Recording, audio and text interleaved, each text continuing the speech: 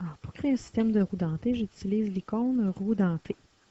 Par défaut, la boîte ici, dents externes est sélectionnée. Alors, je maintiens le bouton gauche de ma souris pour augmenter et diminuer le nombre de dents pour créer mon engrenage. Alors, je peux en créer un deuxième par la suite, toujours en maintenant le bouton gauche de la souris enfoncé. On peut y ajouter un moteur en sélectionnant l'engrenage, le menu, pivot, et je viens cocher moteur rotatif. Par la suite, je peux aussi faire varier la vitesse de rotation du moteur ainsi que le couple moteur qui est la force du moteur. Alors, si j'active ma scène, je vois que le mouvement est autonome. Alors, je vais arrêter la scène, effacer un engrenage et je vais vous montrer un autre modèle d'engrenage qui est possible. Alors, si j'ajoute dents internes, je vais diminuer un peu l'épaisseur, je vois qu'on obtient ici un modèle d'engrenage qui est vide.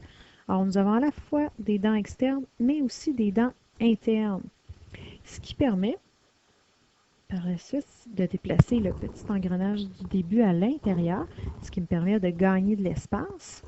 Si j'active ma scène, on voit que le mouvement de rotation est transmis.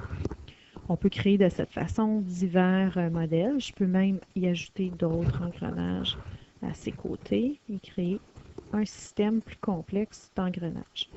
Si j'active la scène, on voit ici le résultat.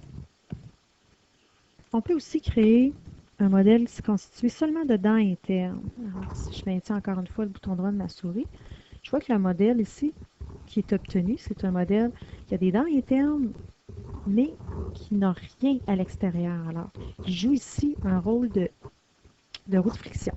Alors, comme l'autre modèle, je peux introduire ici un engrenage à l'intérieur, activer la scène, et je vois ici que le mouvement de rotation est transmis. Alors, on pourrait y ajouter d'autres roues de friction à l'extérieur qui pourraient transmettre le mouvement de rotation et créer d'autres genres de systèmes de mécanismes.